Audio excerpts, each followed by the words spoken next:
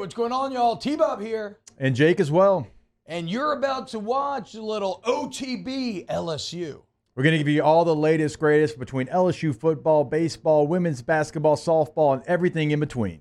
Bottom line, if you want to talk Tigers, keep it locked, subscribe, like it, and we hope you enjoy the talk a bit about your day-to-day responsibilities, right? Because, again, like I said, I think we all kind of run the risk of, when we think about an AD, we're like, okay, you make the hire, which is huge and very hard. And if you screw it up, like you said, the pressure's just overwhelming.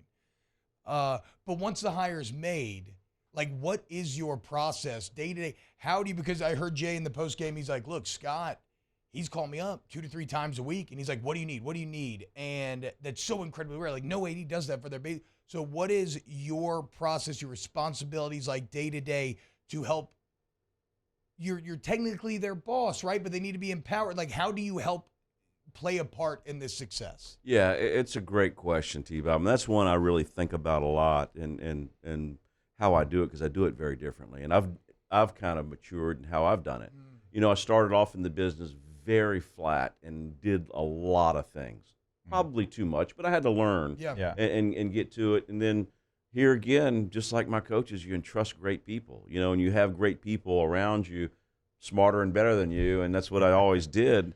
And so I've viewed it, and I've used this metaphor before. You know, I view myself more as an executive producer of a film than I do as a autocratic, you know, CEO. Right. I'm not the owner of a team. I'm not, you know, the head of my company. You know, I'm a steward of this program. And how am I going to lord over someone who's making 5, 2, 3x more than me? You don't, you know. You collaborate with them. I guess that this guy considered that angle to it. Yeah, I can fire you, sure, but, you know, in the end, for you to be successful, I have to support you. Yeah. So it's very important to me. And everyone goes, what's your daily routine? You know, I was talking to, you know, Ben McDonald's son, Jace, yesterday, and he's like, what do you do? How do you do it? I really love, you know, and I just told him, I said, you know, I'm do it differently. And look, I love all of our sports like you love your children. You know, you just showed me your baby, Jacob, and you know, you love your daughter, but you know, you know, those boys are special to you. Right. And it's just like everything else. It's a little different than children, T-Bob, because it's, you know, at the end of the day, that helmet right there is 85% of our revenue. We better pay attention to it. It's the goose laying the golden egg, and it supports everything else in the enterprise.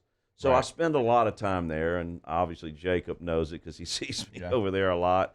And I focus on it. And look, we have people that focus on a lot of things, but that's where I spend a lot of my time. And as I teased the commissioner of the SEC, and I was in a meeting, and in my first meeting there, we were talking about basketball the whole time. And I texted him, I said, I thought this was a football conference. And he laughs. And so every time we win or do something, he goes, don't forget you're a football school. I said, yeah, we are.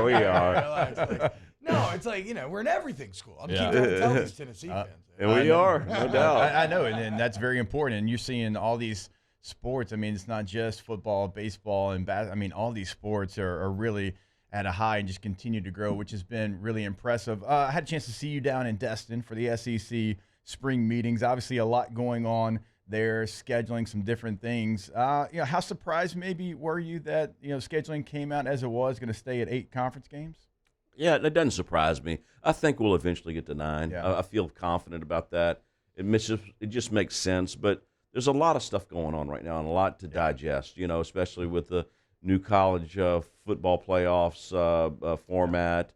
The new teams coming in, and everyone just wants to see what and how it does. And we got to integrate with our media partners. You know, obviously Mickey Mouse is an important player in what we do and how we do it, and they're great partners. And having them as a partner and having them integrate what we do, we just weren't quite ready to go there, and I think we'll eventually get there. Yeah, look, I mean, you got to pay for additional inventory, right? I mean, that seems like a basic business transaction right there. Hey, You said it, T-Bob, not me. Exactly. Probably never thought that on the schedule you'd have 8 SEC teams and 2 Big Ten teams. That is the best schedule I've ever seen. Yeah, From a fan perspective, are you kidding me? You open in Vegas with SC, which is already sexy, and there's memories of like John Ed and the old late 70s game being called up to mind, and then UCLA as well. I mean, it's that, oof, what a year 2024 is going to be. Just from a pure fan. It's going to be hard. It's not going to be easy, but it's going to be enjoyable. Scott, what does one of the words that you've heard constantly since BK got the job is the word alignment, right? And it's something that I don't know who started taking it. Like, whatever. It's something that seems to have infected all of the athletic department, right? And everything feels very aligned. Like everybody, the organization's all going in the right direction. How do you define alignment in terms of your business? That's a great question because it's a cliche. I mean, alignment. We got to be aligned. Yeah, okay, yeah, you're aligned. We are aligned. You know, I have a boss and Bill Tate who just loves the enterprise and loves sports and loves what it does for the university and loves how and what we do. And he's just been a great partner. Same thing with our coaches and our staff. Hey, our senior staff's mission is to support these teams and these kids, and that's it. We're not here for us, for our glory or for our sake. Mm-hmm. We're here to support you. And so when you get that, and you get that in the fan base and the community, and you extend it and you talk to them and you just tell people how they can help and what it matters, you get that from top to bottom alignment. Even, you get it horizontally too. It just gets bigger and better when you do it that way. And this thing's too god darn hard, T-Bob. I mean, you got to go up against Florida. You got to go against Bama. You got to go up against the best of the best week in and week out. And if you're not aligned, you're dead meat. You're roadkill.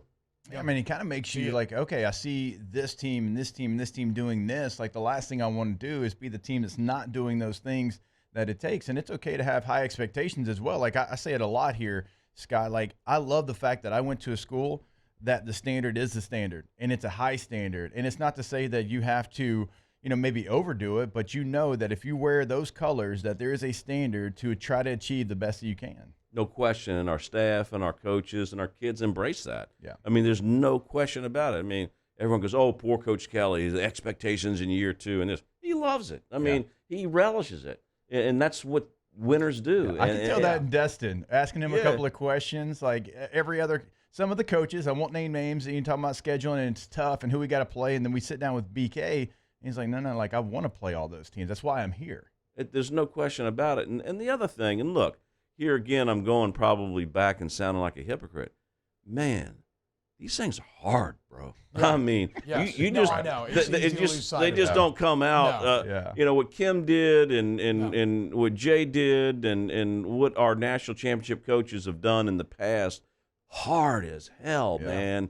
And look, I'm so proud of what BK did in his first year, winning the West and coming in there with a rebuilding a mission. Hey, man, expectations are high, and they're going to be high. And, we want to win natties, man. That's what it's about. But they are hard.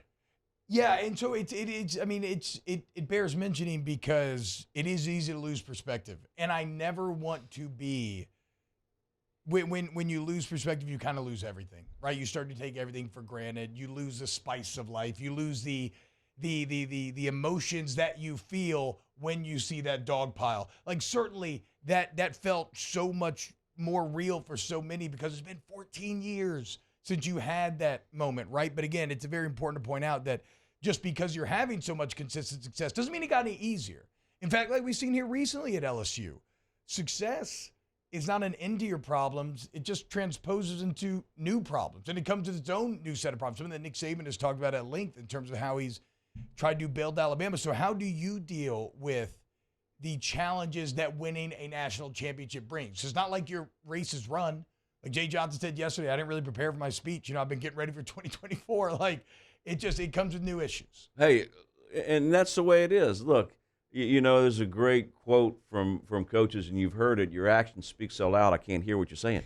Jay was not BSing. I was in his office, and he goes, "Hey, man, I gotta scratch something together." He was calling recruits. Yeah. He was talking personnel with Ben McDonald. I mean, that's all he was doing, was talking about 24. Yeah. And that's what the great ones do, and that's what we try to do as a department. Is always, you hear great sports metaphors. you try to skate to where the puck's going to be, man, and that's what we're always doing. Where the puck's gonna be. And it's just like, hey, it's on academics, it's on support and what we do, building new facilities, NIL, all this stuff that is this amalgamation of what you do and how you do it. I always call it a mosaic that you put together, and you try to do that, and it makes sure that it's right and that it fits. And so we spend every day doing these things like, Coach Johnson talks about. It's a process, and it's how and what we do, and we work really hard at doing it, and hopefully we'll keep finding our way. You talk about building new buildings. I wanted to ask you this when I knew you were coming in this morning. Like, when you're building a building now, is it a little bit different than, say, even when the football operations building got done? Because you hear, okay, well, this money's going here, that money's going there. Like, is there anything new that's coming maybe on the horizon, and how important is it now to make sure that you kind of stay up with the arms race? Yeah, it is important, Jacob. But what's different about it than it was when you were playing ball is it was kind of a mono focus. Right. Now we have NIL, academics, cafeterias. We can do so much more. The Alston decision. We can do so much more for the student athlete that you don't have to funnel it all into bricks and mortars. And so it's important, it matters, but it's not the be all end all. It's part of that again, mosaic. I try to use good metaphors. We're in sports. We always got to do that. We were so excited. Hey, we were so excited. T-Bob, and Scott knows this. He was here. We didn't have to take the buses over to the practice facility anymore because, we had one locker room, man. When that building was built, I guess it would have been at the end of 2004. That was the greatest thing that could ever be, is the fact that no more buses over to practice. Yeah, that was great. Could you imagine the kids getting on a bus today? They'd look at me like I had a third eye, like, what? Yeah, the old school buses. There's no air conditioning there. I remember sitting down and seeing Joseph Adai, who was like the happiest person in the world, and he had this look on his face. It was one of those days that was hotter than the Devil's Lair here in Baton Rouge. And I was a freshman. I'm like, oh man, I've never seen that guy not smile. I think I read the other day that in the Urban Meyer Florida Natty years, they didn't even have a football ops. It's just crazy. Okay, last one for me, Scott. You mentioned putting together the mosaic, and you mentioned NIL and how you can't really have that monofocus anymore. And there's an old Game of Thrones quote that I love, right? I don't know if that's where it originally comes from, but chaos is a ladder, right? Yeah. And it offers the opportunity to climb. Well, we live in easily the most chaotic times I've seen, and transformational times I've seen in college sports. And so on a day-to-day basis, how do you manage that chaos? How do you interpret it? How do you manage to work within it when you don't really know what's coming? T-Bob, that is such an awesome quote, and I think it's a derivative from Machiavelli, who says, there you go, he says there's opportunity in chaos. Yes, there you go. And so, you've heard the old chief of staff of the president say, "Hey, don't let a good crisis pass you by." Yes. But there is, and so people that are just stuck in 30, 40-year, 30-year-old departments that want it like the old ways ain't happening. Yep. And so I view it as, hey, I'm gonna embrace it. Do I always like it? Hell no, man. I like the way he played ball. It'd be easier. It would certainly be easier. I love the pounding round, baby. I love the running game, but it changes and it evolves and it's all good. And we still run the ball, Jacob. And but that being said, is I embrace that stuff, and I love it. And I don't always like where it's not where it's going, but I don't like the change. But I embrace it, right? Yeah. And so that's the key to it. Because you get left behind. You're toast. Yeah. You really are. And so, you embrace these things like the academic money we give them, like NIL.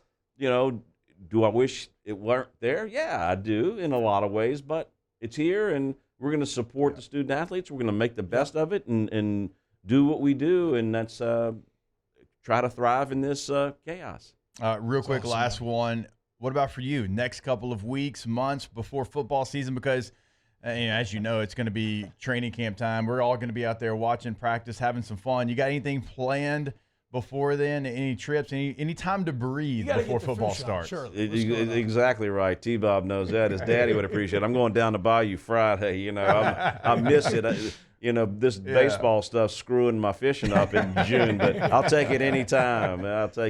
So, no, I'm going to be around here, and I love it down here. This is why I am here, and I do love these opportunities, and you guys will appreciate it. That's what I did yesterday. Everyone goes, "What'd you do before the big event?" I said, "Hey, man, Ackenhausen and Coleman and Guidry and I were talking about fishing and duck hunting, and I'm taking them, and so they're fired up about it. So it's a labor of love, man. Yeah. It's so much fun." Wow, Jake, what incredible takes! I mean, those guys, they're just the best. I think so. And if you think so, again, hit the like button, subscribe, ring the bell so you get notifications when we post every single day here on OTB LSU.